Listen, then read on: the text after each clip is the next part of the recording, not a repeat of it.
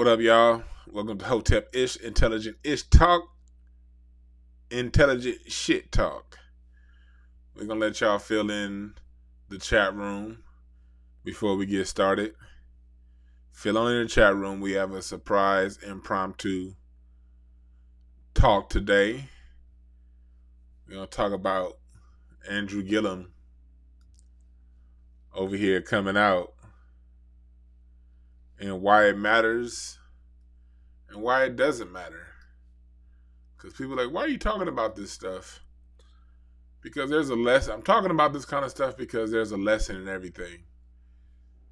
Anything that hits the news at some point ultimately has a lesson. And we want to talk about the lessons and what to look out for.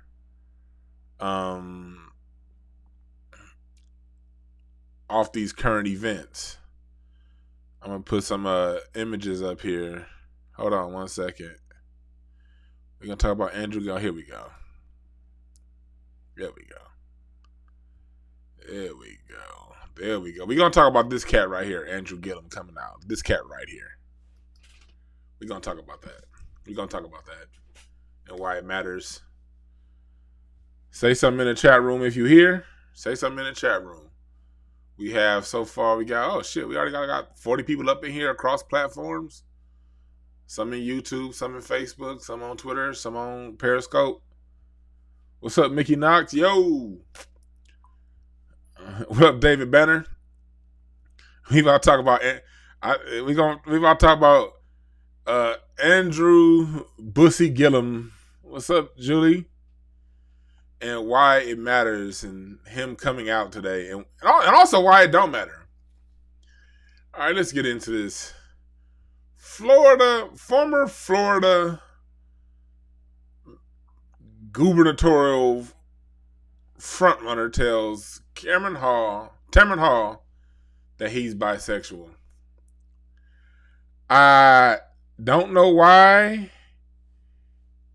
these people keep coming out as if it matters, but it does matter to some extent, because one thing that we've talked about here on the show a lot is how, like, when people identify as black, and they usually put the and ahead politically before they put black. And here's the reason why that's dangerous. It's dangerous because that and is usually a community that doesn't reciprocate the kindness and love and political, astuteness that we display for other people. We tend to love everybody, and we tend to allow everybody into our movements. But when they have movements, they tend not to reciprocate. So Andrew Gillum is going on, and he's someone that's been put in office, and not in office, but they're trying to make him a viable political candidate. And him coming out as bisexual is basically a dog whistle to the LGBT community that he's down for whatever agenda that they push. And I have no issues with people pushing their political agendas. It's on people to push their political agendas. But what I don't like is when they push their political agendas in blackface. That's the problem. Push your political agenda and be 100% for your political agenda. That's what everybody should be doing politically. But don't run on being black and say black this, black that, black that. But when it comes time to sign some legislation, you signing LGBTQ legislation, and when it comes time for legislation for black people, you want to dilute it and make it legislation for all. And that's, I think, why the Democrats keep choosing these black people that represent us to be a black and something else. What's up, K Slim 6? Yeah, I would like to introduce Dr. Short to Corey Holcomb. That would be a good. Dr. Short and Corey Holcomb would be a good match. You know what I mean? Next time if I see Corey, I'm gonna tell him. You know what I mean, about him. But that would be a good match. But you're right, David Banner in the chat room. He's LGBTQ first. So, that's what happens to us politically, and black people keep wondering why we don't get political gains. we don't get political gains because the people that we elect have dual agendas, and that secondary that other agenda generally wins out. You see what's going on in Chicago with Lori Lightfoot, Sammy Davis Lightfoot. Well, anyway, let's get into this video with Andrew Gillum, and this is going to be a quick little snippet. I'm not going to play the whole video because I don't want them striking my channel and no shit like that. But look at this. Then we're going to get into it. Hold on. Let me see if I can play. If I can get some audio. I got to get the audio right. Got to get the audio right.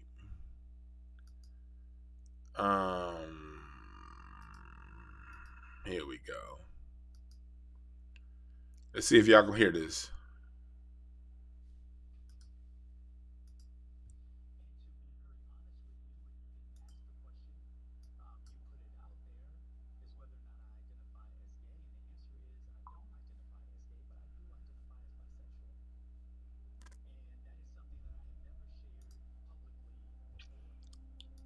Okay, if I don't know if y'all heard that or not, because I don't know, this audio over here tripping. Basically, he said that he was asked before if he was bisexual, and he said, I mean, if he was gay, and he said no. And the reason why he said no is because he's actually bisexual. Hey, look, man. First of all, that's the same shit. I don't care what nobody say. For dudes, the minute you go down that route, that's it. You can call it whatever you want. But the minute you get caught up in a hotel room and this is how your sheets are looking, yeah, brother. Yeah. Look at this. Andrew Gillum, first of all, him coming out, I don't even know why him coming out was even news. Because we all knew what was up. First of all, we going to get back to this makeup on his face a little bit later. We going to get back to that. We going to get back to talking about this makeup on this nigga's face. Looking like a damn court jester. Why he looking like the Joker card, the wild Joker in a deck of cards? With that, is that lipstick and eyeliner? We going to get back to that. We going to get back to that. Let's look at this. This is Andrew Gillum. This came out last October when he had gotten caught. First of all, we knew you was gay / bisexual back then. Ain't no real nigga wearing shorts this short. Look at this. This motherfucker got on hoochie shorts. He almost caught a yeast infection this afternoon wearing these little ass shorts. That's first off. Second of all, two straight dudes don't sit this close and take pictures. It don't happen. Men have a rule. Man, space, man. This motherfucker ain't got no space.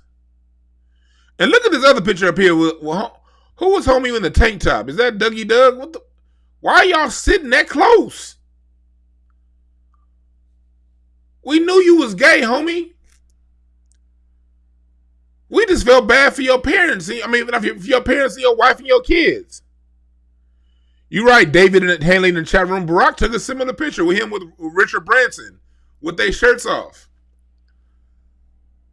The Democrats keep putting these people in front of us who got daddy issues. And then let's go back to this here. Let's go back to this. What the fuck? What the fuck is this? Eyeliner? Eyeliner, dog. Look at this. Eyeliner. Did he get? Is Miss Piggy and this nigga got the same hairstylist and makeup stylist? And look at the lips. Come on, man. You right, Duane. Great. Another brother lost. Look, it's not. Look. Yeah, you can say he was lost, but I'm gonna say he was never found. The Democrats pick these clowns because this is what happens whenever it's time for us to get on a black agenda. They be having pictures of these cats, of these dudes like this that got all these other issues. They be having information on them. So if they do decide to do something that's for us as black people, they come out with shit like this. Unfortunately for the Democrats, he got outed before he got put in office. Now they trying to push him back on us. Look, black people, we ain't got to accept everybody they throw our way. When you got issues like this, there's absolutely no political leverage for you. None. You don't have any political leverage.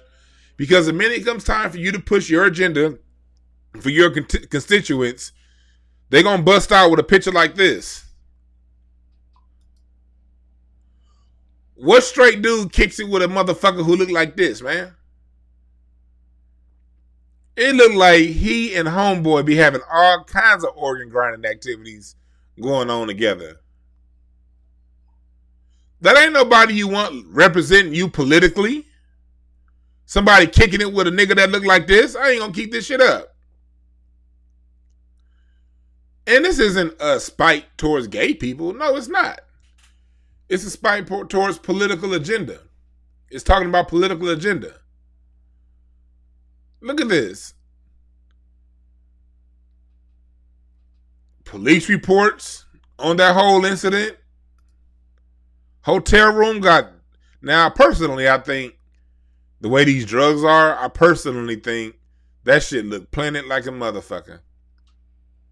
You know what I mean? That look like a setup. But even with that setup being done, there's nothing that person can do for you politically. Nothing. Because the minute they start to have a black first agenda, they're going to have all kind of undermining and sabotages waiting on this dude. And you know how politically immature black folks can get. Look at what happened over in Atlanta. Atlanta had Paul Howard, the district attorney, ready to prosecute those cops that killed that brother sleeping in a Wendy's parking lot. And the people of Atlanta couldn't come out and support that man and vote him back in office. And I heard some people from Atlanta that was talking about why they couldn't, why they didn't go back out. They were like, well, Paul Howard had charges on him. And because he had charges on him, we wasn't sure what was going to happen. Nigga, anytime a black person's about to do something positive, you can guarantee they're going to put some charges out on that person. So when you have people like this, Andrew Gillum, and you see the Democratic Party trying to put him out in front of him, you got to ask yourself, Democratic Party, if y'all know all this about homeboy, why y'all putting him in front of us? Is this so you can have future leverage against him? We got to watch out for shit like that as a people. You're right, David Banner in the chat room, especially if they look like us. Mickey Knox said it in the chat room, perfect. If he was gay and talked like Jason Black or Tariq, we wouldn't say shit. You goddamn right. Black people ain't got nothing to say about James Baldwin. Black people ain't got nothing to say about Langston Hughes. These was two gay black people who put it down for black folks. So guess what? They sexuality don't matter because they putting it down for black people first. But that's not what we getting right now when it comes to our political leaders. Our political leaders are putting it down for LGBTQ first. Look, Kamala Harris says she support that pedophile law in California. And she's still our state senator, by the way. She still represents California. She ain't vice president yet. She ain't going to get there, but she's still the senator out of California. And Kamala Harris supposedly supporting black people. She came out and said that, do you expect me to do anything for black people? No. But this new little pedophile law that makes it to where a judge has discretion on whether or not you register as a sex offender if you have sex with a minor within 10 years of your age. Kamala Harris said that she supports that law. So she supports specifics for a small group of people when they got a flag. But she don't support specifics for a small group of people when it don't have the LGBTQ flag. Someone said in the chat room earlier, we talked about Lori Dyke earlier. Man, I swear to God, Lori Lightfoot looked like homie on the Clippers. What's Patrick Beverly? Patrick Beverly on the Clippers is going to look like Lori Lightfoot when he turned 57. Lori Lightfoot looks like she sniffs cocaine off box, off dried up white box. She be sniffing cocaine lines.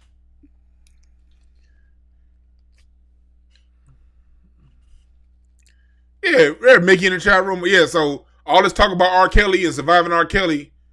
What about it now? Y'all, the same people that was on surviving R. Kelly talking about all kind of shit about R. Kelly. They saying it's cool that, okay, if they the same sex, it's all right. Fuck out of here. Our people don't be representing us, man. We be getting fucked over by our representation, man. And as a black man, I'm tired of this shit. And I don't, like I said, and yeah, some people may be offended because you may be LGBTQ.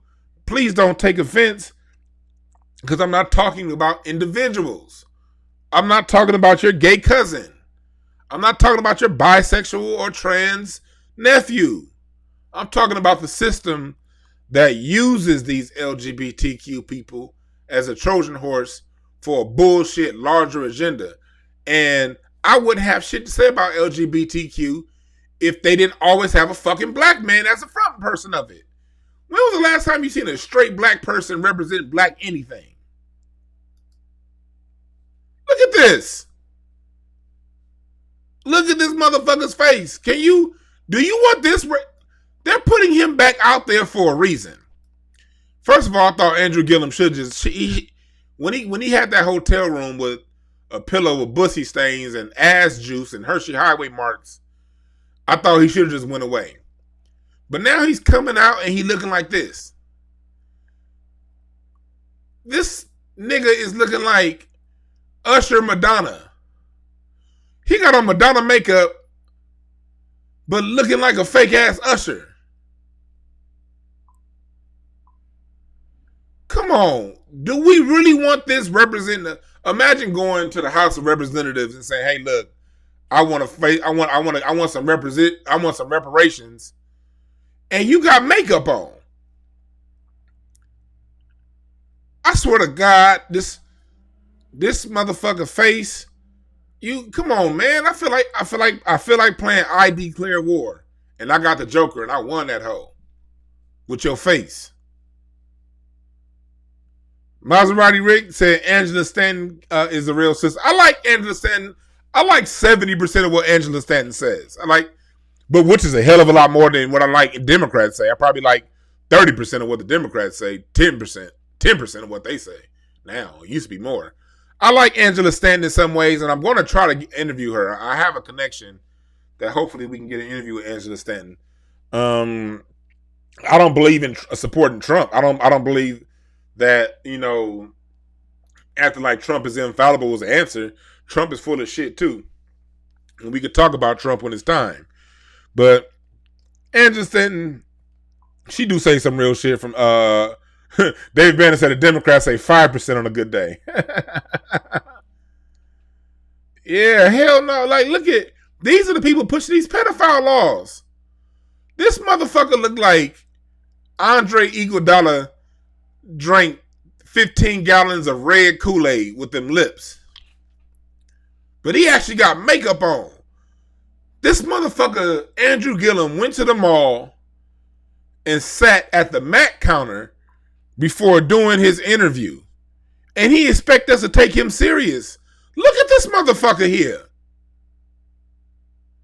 He do got a good hairline. Why, man, that is a dope ass hairline for a nigga like me that lost his hair in my late teen years. I'm always envious of cats that got a current. He got that current. He look like Paul George in a little bit. This how Paul George gonna be looking if they lose this series to the Denver Nuggets. He gonna put some makeup on. Look at this here. He's dressed like. Remember back in the 80s? Remember that movie, The Woman in Red? Back in the 80s when all the women had that red eyeliner on? For y'all people young, go back and watch that movie, The Woman in Red. This nigga Andrew Gillum look like the black woman in red. So I'm saying all this to say this, man. we gotta know when they putting these Trojan horses in front of us, man.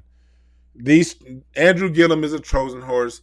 They're trying to push him back out there because the Democratic Party, they still reeling from Obama. Black people, we got smart after Obama. We elected Obama on hope, and we saw he didn't do shit. So they thought that they'd be able to continually march out black person after black person that looked like us but didn't represent us. And black people, we getting smart, man. We ain't falling for that shit. So Andrew Gillum, don't let these Democrats pump your head up. these don't let them do that, man. You should just go back and chill. Write a book, you know what I mean? Come out your bisexualness, you know what I mean?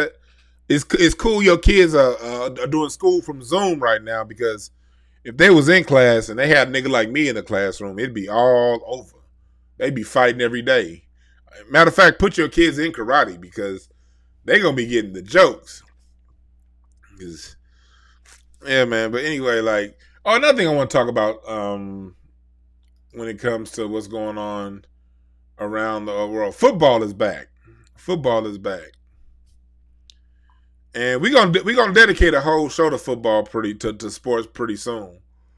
But David Banner, you reminded me of this the other day on Facebook, and I'm rounding up some guests right now. We're gonna have a series of shows coming up on why sports isn't a good thing for us and alternatives to sports.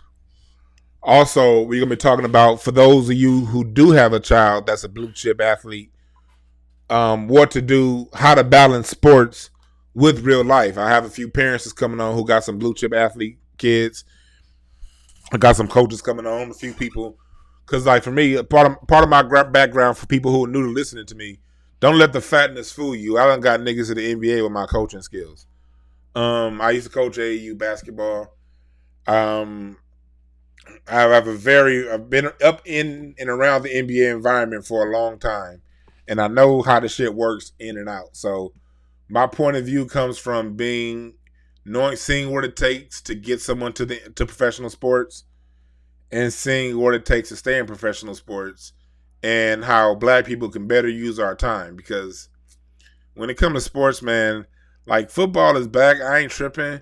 But it's like, there was a time in history where before football and sports became a thing, black people were inventing all kinds of shit, man. It's like the amount of work and energy it takes to become a professional and stay a professional athlete, the 15, 16 hours a day sometimes it takes. You dedicate half that towards something else that could put money in your pocket. Your kids gonna make way more money than they're gonna make playing football or basketball, and they ain't gonna have no brain damage. So I want y'all to stay tuned for those series of episodes coming up, because I don't want to just put it out there that saying black people should stop playing football. I want to give you reasons why, alternatives, and also what to do if you want to continue playing sports, how to balance that. You're going to get that from someone who's been there all the way through. So stay tuned for that programming. In the chat, Mickey asks, Biden's 93 sitting here was the sickest shit I've ever seen. He literally admitted to America that and created the situation, answered the situations that imprison blacks. You're right about that, Mickey. Go up and look at Biden's 93 Senate hearing and why black people need, why and his justification for mass incarcerating us. But like I said, man, yeah, we do want to get Trump out, but at what cost? If the cost is electing a group of people who want to misrepresent us and use black plight to Trojan horse LGBTQ agendas, then no, I'm cool. Let the LGBTQ push their agendas on their own. Let them hold their own bussy. Let them hold their own nuts. I'm tired of other groups getting their rights off of black plight. Black man gets killed. Black Lives Matter raises money for the Democrats, who then raise issues for immigrants, LGBTQ, and everything except for black. No more of that. And that's why they like having these Andrew Gillums in office. They like having these Andrew Gillums in office because they look like us, but they ain't gonna represent us. And they know that going into it. One thing we gotta realize is this. The Democrats aren't gonna just put someone out there that they know is gonna represent us. That gotta come from us, through us, by us, from us, to us. If they just all of a sudden appear on TV every day and they're a front runner and like every other Democrat that you know approves of them, you can almost guarantee they done signed up to kiss the ring. They ain't doing shit for us. Yeah, Dewan Gray in the chat room. That's why he chose Kamala. Kamala and Joe Biden are two peas in a pot. He wrote the laws better than anybody. She enforced them better than anybody. And I'm glad I actually made that Freudian slip. That because I meant to talk about Joe Budden. That's who I was losing my brain on. The Joe Budden podcast and everything. You see, like, and I was going to connect it to what's going on politically. Whenever a black person does something that you know is going to be a power move for black people, they always throw some bullshit out there.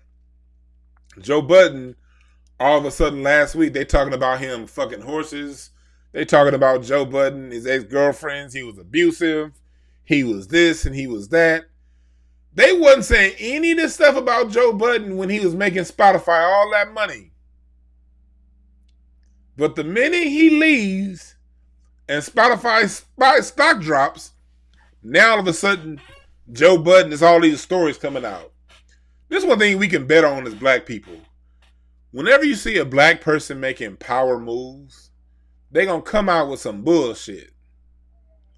They're going to create some bullshit to try to take credibility away from them. Joe Budden is doing some real shit. And so they elevating Charlamagne the God right now. Salute to Charlamagne. That's a cool deal he signed. I don't know the details yet. I'm not hating on anything Charlamagne is doing, but let's just go back and look at what they did with Cash Money and No Limit. With No Limit, Master P, black owned, black funded, Master P getting all the money, took over music.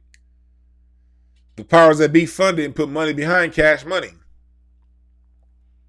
Cash Money, it was basically Cash Money's job to take out No Limit because the industry had to get back control of the sound. And No Limit was too damn independent. So, I don't know the details of the Charlamagne deal. And overall, on the surface level, it looks like a good deal. Like, it's even though I don't agree with Charlamagne politically on certain things, I still think the brother does a lot of good. You know what I mean? And it's on us as the listener, as the viewer, to filter out the bullshit from the real shit.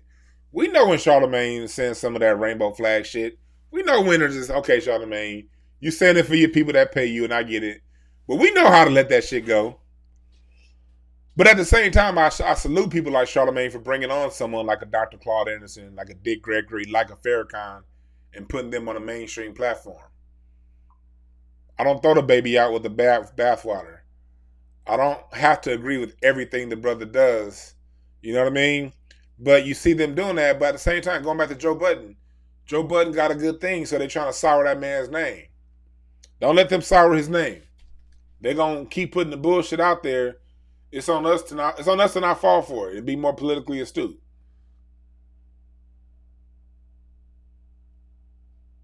You're right about not just a pretty face said it.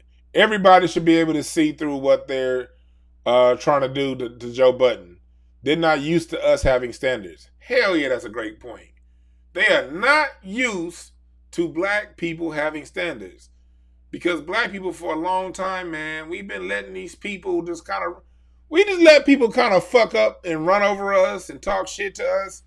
And we so dope. We don't be tripping. We be like, yeah, whatever. Now, black people, we standing up. And we need to keep standing up because can't nobody fuck with us. Think about how quick we are mentally. We get it. If we get to clowning on these motherfuckers, we win. If we get to fighting with these motherfuckers, we win. Yo, what up, Harold Dixon in the chat room? Yeah, man. We gotta see. Maserati Rick says Charlemagne is a hey, he supports them. And look, I'm not against those who do support. I support LGBTQ in a vacuum. I support them. I support everybody have their rights however they want. But I don't support them being used as a Trojan horse to bring in pedophilia. I don't support black people issues being used as a Trojan horse to bring in issues. Thank you, Chitty. You move on in the chat room. Like, share, and subscribe, please. Thank you. Like, share, and subscribe. We talk that real shit here. So YouTube ain't gonna help us out, so we gotta do it on our own. Mickey, good point in the chat room. Black people are comfortable with our little spots in the white one society. Like, you're right. Neely Fuller says that. We're comfortable with our spot in the prison. Look, here at Hotepish, we're here to get out the goddamn prison, not make a comfortable spot within it. Do you believe color will be in power in our lifetimes? Yeah, man, in the chat room. Color will be in power whenever we decide it's in power. As a matter of fact, color's always been in power. Black people, that's a good question. Yeah, man, in the chat room. Are we holding the controls of power right now? No, we're not. As far as the official levels of power, no, we're not controlling them. But do we have power, and are we in power? And I will argue and say yeah. Because black culture, the way black people think and the way we operate and the way we get down moves the culture and moves the society. It's like we already have a power.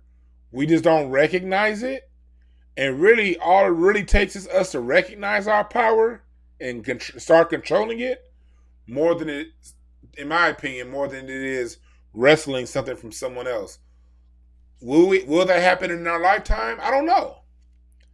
But I will say things are happening rapidly. Look at how awake we are as a people, man. Like, let's just think about where things were a decade ago in 2010 when Obama was like his first term in office. Black people weren't really talking about black empowerment. We were sort of coasting on the Obama train. You know, people who talk pro-black were still kind of fringy. You know what I mean? Niggas was about, talking about, I'm getting that paper. And we was more concerned with, at that time, we was more concerned with love and hip-hop. And we were more concerned with the things that are on TV. And look at where we are right now. Black people don't give less than a damn about a reality TV show now. We about our empowerment. And this is happening at a fairly rapid pace. So I just say stay tuned. When it comes to reparations, when it comes to that, this is a long-term thing. You know what I mean? It may take 4, 5, 6, it may take 10 election cycles to get it. But think about it. What if we had that mindset in 1960 of it taking however many election cycles it takes to get our reparations, we gonna wait it, we gonna get it. We probably would have got them 30, 40 years ago. So will it happen in our lifetime? That depends on how disciplined we are more than anything else.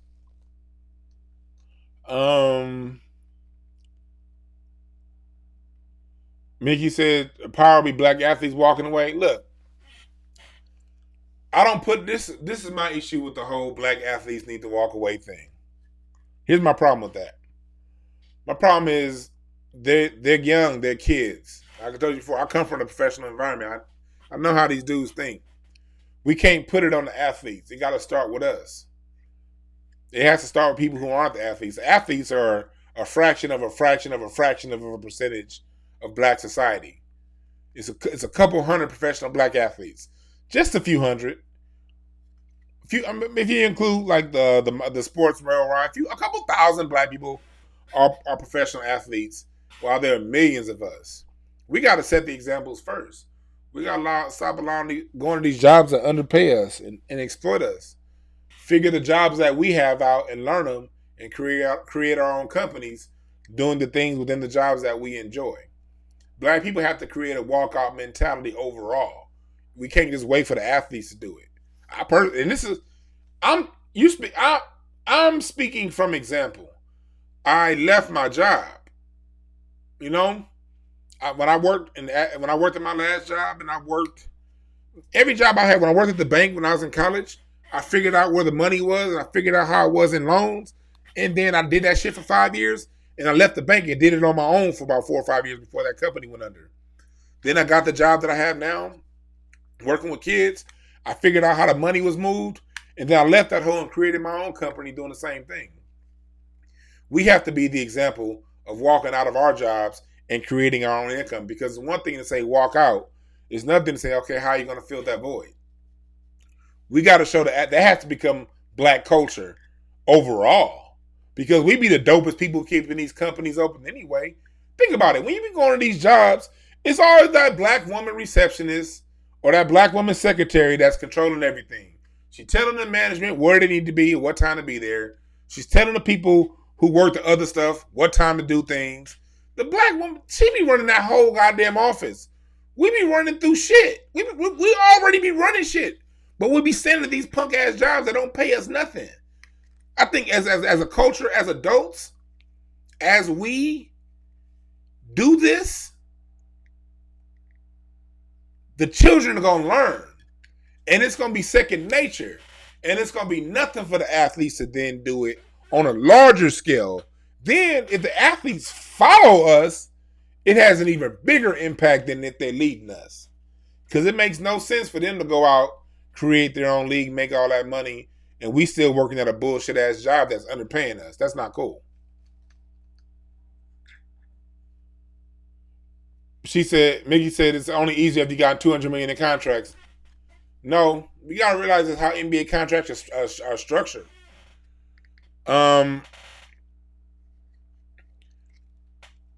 It's only one or two players on the team getting that kind of money. Most players ain't getting $200 million deals. Most players are getting league minimum. And they did that after the last lockout. The way the salary cap distributes the money between the 15 players on the roster, the top two get a $200 million contract. Everyone else gets basically league minimum.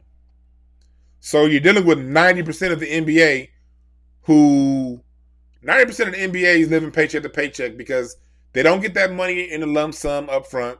They get it every 2 weeks, and it's taxed like a motherfucker. So most players are getting, $20,000, $30,000 a paycheck a month, and they're splitting that between the 20 some odd people that they're taking care of. There's no infrastructure to support them or the people that they're taking care of if they all just walked away. The whole thing about athletes being overpaid, no, that's the reason why they've had 2 lockouts, because athletes were getting a lot of money, and the owners made sure that they stifled the money that the athletes get. They only let 1 or 2 players get all the money, and it gives a false illusion to all of us that they're all paid when they're really not. Only 5% of the league is paid. The rest of the niggas is living paycheck to paycheck. Harold Dixon in the chat room. Breakthrough is a Cash App. Yep. Cash App right here, DeJuan Brown. You will see my company, Breakthrough Advocacy Services, in the logo. Donate what you have if you feel it. If you don't want to donate, don't trip. I ain't tripping either way. I ain't no preacher. You ain't got to donate nothing. But if you do feel so inclined like Harold in the chat room, I do thank you. Please donate to the Cash App. So always remember that. Hey, what's up, Miles? In the chat room. What up, brother? Good to see you, my man. Yeah, it's like David Banner said it in the chat room. Everybody ain't chipped off. There was a show that I used to do called Sports and Things. And if I could pull up one of those old episodes, I will. I did it with that dude Ryan Hollins, who's on ESPN. That fuck nigga. But that's a different story. We used to do a show together called Sports and Things, and when he was in the NBA, he would feed me when he was in the NBA during the lockout, David Banner, and all the different memos and things that was going around during and before the lockout, I got, and I still got a lot of them in my email. And you saw how they were just systematically cutting player salaries for these reasons, so the players don't revolt. Because if you pay 1 or 2, yeah, Steph Curry, James Harden, LeBron James, Anthony Davis, yeah, these cats can wait. These cats can hold up. These cats, Chris Paul, Russell Westbrook, it's a handful of players that really can hold up and not get paid. But the rest of them dudes, no, they can't. And on top of that, Athletes have been bred since they were really young to run, jump, and run, jump, and perform. They haven't been raised to think. That thinking part don't really come online to usually after they retire, unfortunately. So these cats don't have no other skills they can even fall back on. And when you make a lot of money, you spend a lot of money. If you bring it in $30,000 a month, this is another thing athletes do. They have, when professional athletes get paid, do you know that when they're taxed on each city that they go to? So that means if they play one game in Dallas, that game in Dallas is taxed because Texas has no state tax. So their paycheck for these 2 weeks is going to be a little larger when they play 2 games in Texas, 2 games in Florida, states without these taxes. Then they're going to, on that next road trip, they're going to play in New York twice and then New Jersey. Because New York City, when you play against the Knicks and the Nets, has not only does it have a state tax, it has a 10% city tax.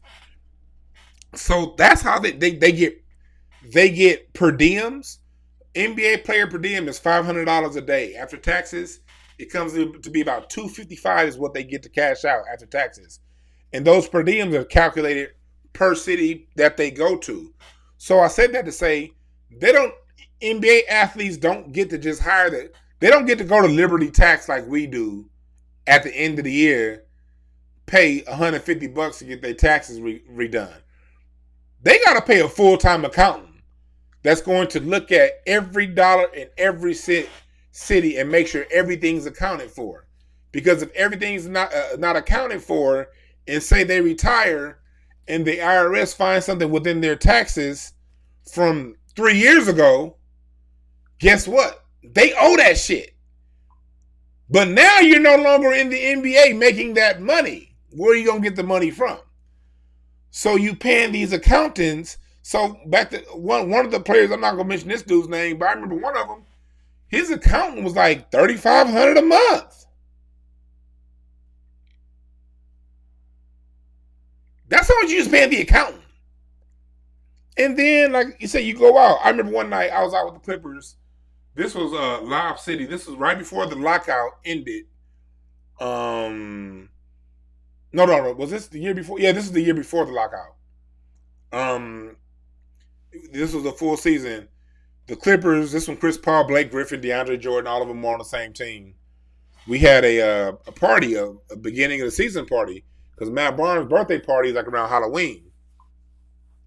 And we had a party, and I remember the Patron, they was getting like the handles of Patron, like the big ass Patron, not the 750, but that double bottle of Patron.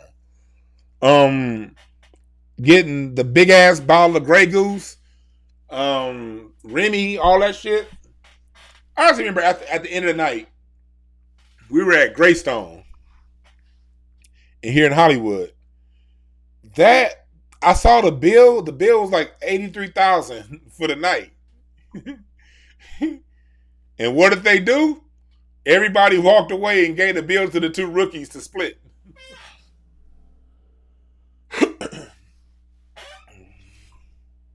Yeah.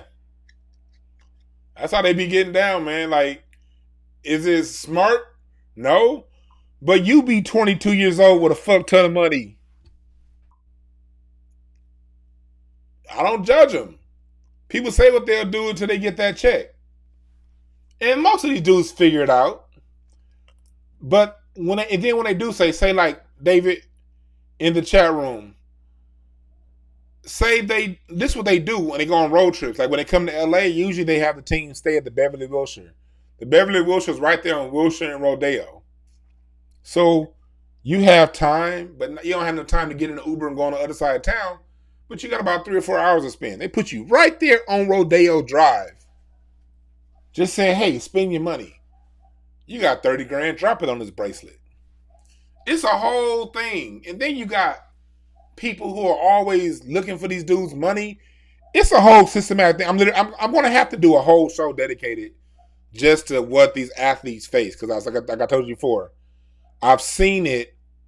The leeches is bigger than what we see. It's way bigger than what we see. So that's why I say, Let's not have as much judgment for the athletes because we only see them for those 2 hours a day that they're performing. We don't see what they're dealing with and what they're going through the other 22 hours a day and those are in their off season. I could break all that shit down for you. And once you do see that, you'll see why I'm saying that it's on us as a people to set the example for the athletes versus waiting on the athletes to do it for us.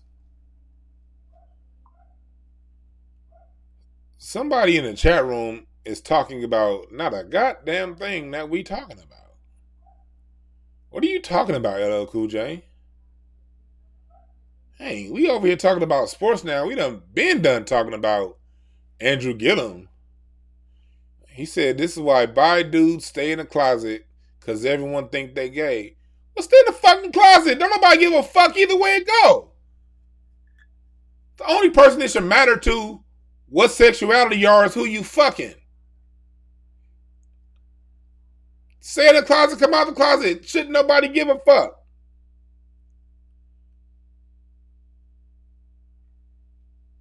But when you come around and you acting straight, you acting black, and you're political office, it does matter in political office because it comes out of what you're running. If you're running on black, I'm black. But then when it comes time to you to sign policy, you only signing it for gay people and you afraid to do anything black, get the fuck out my face. And I hold no apologies for having that stance. If you don't like it, you can kiss my ass. Shit.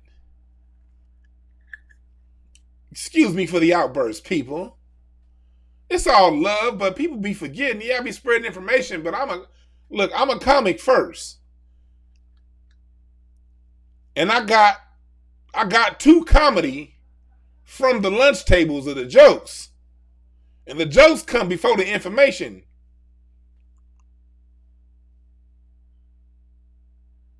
Cripple Matt. The fuck is this? I don't know what. Hey, yeah, man. I need to. I don't know how to make people mods in this thing. I'm on Restream right now, so Restream go to all the different platforms. I don't even know how to mod nobody up here on the YouTube side of the game. I think I gotta have like 1,000 followers first or some shit like that.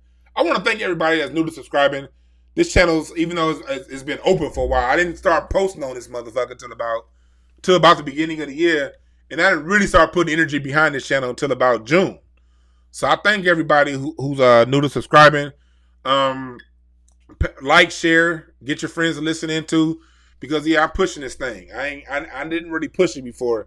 I used to work in an environment to where I couldn't really push what I do comedically and outside of it because y'all know how it is with them jobs. I was on the same situation, that's why I don't get on professional athletes too much. I know how it is to be on the job and have to mute yourself. So I had to get smart. And I found a way to get from up under my job so I could talk all the shit that I want. Mickey says, you can't ask people who have nothing to be catalysts for those who have everything. Nothing and everything is a relative concept. If you have the internet, you got something. And everything, just because you have more money doesn't mean you have everything.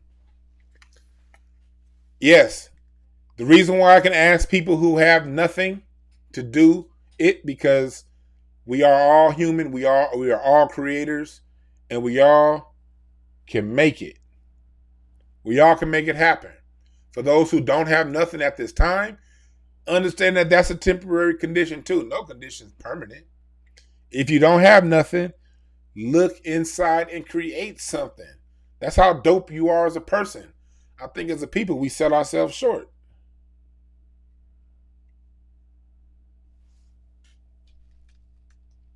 Create something. We do a lot of dope stuff.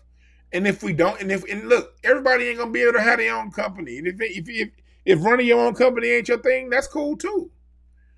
But it's going to take a codified group of individuals to get this thing to happen. It can't happen with the athletes leading. It's just not gonna happen. It's just not gonna happen. Not gonna happen. They're kids. We're older. Like we have to do it ourselves, and we've been given a raw deal as a people. And part of the reason why I created this channel, is because my years working with kids, my years as a relationship coach, my years working with the schools, I just saw that black people, we just misled. We're not stupid. We're not poor because we're dumb. We're not poor because we're less than. We're poor because we're misled and misinformed. My whole point is this: I'm not trying to be smarter than nobody. Look, I ain't smarter than none of y'all. I'm just the kind of nigga that like reading a lot of shit, and when I read it, I pass along the information. I don't watch that much TV. I like to know. I'm just a curious person. And so I figure shit out, and I like to teach. It's just fun to me. I think I have a voice, and I use it to spread the information to black people. Because black people, we dope as fuck. We just misinformed. Thank you, Denise Parker. New subscriber from Craig Facts. And let me tell y'all a little bit of truth about me and Craig. What I'm doing right now, this how me and Craig been getting down from day one. I started comedy January 2010. Craig started comedy like February 2010. It was at a comedy club that I used to control the mic. Like, I wasn't hosting it at the time. I was just the person that would give people the time, when they gonna go on stage, how much time they got. And so I was there Craig's first time through. And Craig just had a confidence about him. And me and him just became instant friends. And for years, man, Craig has always been funny as hell. And these niggas you see on All Def and all these other places, they knew who he was. They wasn't fucking with him. They wasn't fucking with me. As a matter of fact, that same room I had gotten control of a year later, and I was the person that ran the room for a year. And a lot of the people that you see on these internet shows, they all got their start, they all got their chops up on my comedy show. Me, Craig, all these people, Tahir, Teddy, Brandon Lewis, Slink Johnson, which y'all know him as Black Jesus, London Brown, he's on that show Ballers, Stephen J. Every Monday we was at the Comedy Union trying to get 3 minutes of stage time. Trying to fight for them three. We had to bring 10 people to get 3 minutes of stage time. And me and Craig just became cool. And so when Craig, like how y'all call him Craig Facts, when Craig would come across some new information, he called me and be like, Dewan, you ever heard of such and such? You ever heard of this book, man? You need to go ahead and look at that shit. And I look it up. All right, dope. I'll read some information. I'll call Craig. Hey, Craig, you ever hear the boom, boom, boom, boom, boom? Craig is me and Craig. That's how me and Craig became cool. We just was two brothers. Like how people always say black people hating, black people don't look out for each other. Shit. Holla at me and Craig. I've always looked out for him, and he's always looked out for me, whether it be in comedy or in business. Craig find out about a small business loan or something like that. He hit me up. Hey, Dewan, the small business, boom, boom, boom, boom. That's how me and Craig has always gotten down. You're right. Denise said you see how they halfway laugh at Craig. Yeah, they want. Man, cats don't really think Craig is a real ass nigga. Sidney Castillo, another real one. Sidney was in the game a little before us, but Sidney's somebody else who, no matter how many writing gigs Sidney Castillo get, he a solid, good dude. And I'm not saying those other dudes aren't good dudes. I'm not saying anything bad to them at all. But I am saying this. I'm not going to mention no names. It's a lot of them dudes that you see on All Def Digital that used to ride with me, and I used to pick up from their house and take them to the comedy club that I was hosting. And I would put these niggas on stage whether or not they had their 10-person minimum. I will let these people that you see on that show right now, instead of giving them 3 minutes, I'll give them 7 because I thought they was funny. Did they look out for me when they got the opportunities at All Def Digital? No. No. Brent's another solid one. I'm glad you brought up Brent. I love Brent. When I used to host that same show at the Comedy Union, Brent used to run he used to DJ. Brent was just getting started in comedy. So for Brent to get his stage time, he would DJ the show and I would host it. And then Brent would play the music, run down, do his 3 minutes, run back up and play music. Brent's a dope person. I love Brent. Teddy Ray's a dope person. The first day when Roast Me was starting, the I was one of the first people that Teddy called. He had already called Craig. He said, All Def is doing this new show called Roast Me. Do you want to be a part of it? And for me, I got to put that all back on me because I had done something with All Def just the week prior. I had done like 3 things with All Def a couple weeks before Teddy called me. And each time I had done something with them, it wasn't what they said it was. They called me and was like, oh, we going to have you do this little thing. Then when I get there, it was something else. Then I'm like, okay, can you at least put my Twitter handle on there so I can promote myself? They're like, yeah, we going to do it. And they didn't do it. So since all this shit, the few things I had done at All Def was like, yeah, they didn't hold up their end of it. I was taking time off work to do this shit. Teddy called me, was like, we're going to do this show called Roast Me. Because we used to be on Facebook, me. A lot of people you see on that show, if you go back to my Facebook account back in 2013, 2014, we used to just have random impromptu roast sessions on Facebook. So it was basically those on Facebook, Brent, that would be in that roast session that Teddy was calling. And I said no.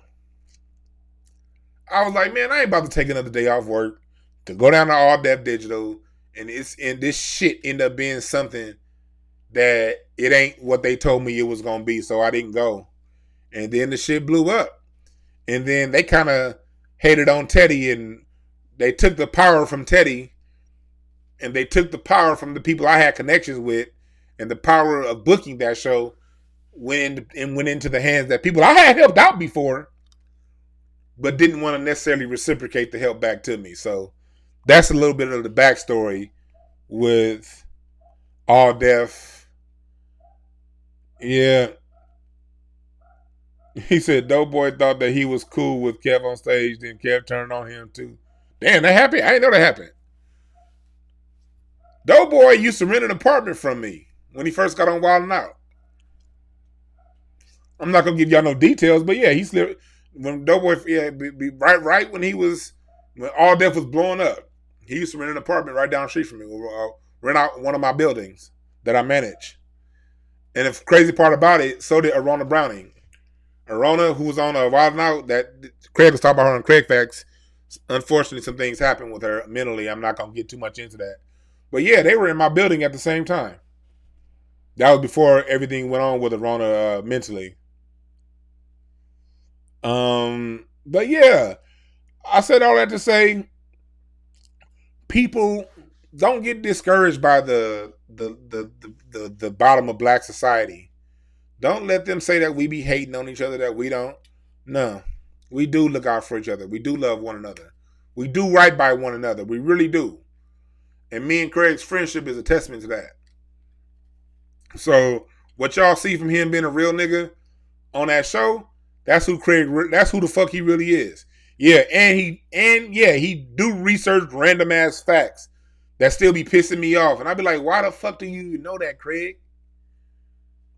But Craig is a man that's about his business. He's a man with integrity. He's a man with a high moral compass. And he's a man that all the shit that he talked, man, he got a lot of love behind it. So love y'all give Craig. I salute y'all for giving it to him because he got that kind of love in his heart too. So remember that. But thank y'all for tuning in. We're going to be back at it. I'm going to have, on Wednesday, I'm going to have my man, another one of my friends come on, who spent 23 years in jail. We're going to be talking about that experience and how it is getting out. And what those of us who haven't ever gone to jail, what can we do to help our brothers and sisters who were locked up get on top? Thank y'all for listening. Remember this. There are no perfect messengers. Only perfect messages for those who are willing to pick up game. My name is Dewan B. Go to hotepish.com. Get your t-shirts. Like, subscribe, share. Get your t-shirts. Here they are. Get your Scholars t-shirt. Get your regular t-shirt. hotepish.com. Donate to the Cash App if you do so feel inclined. We out.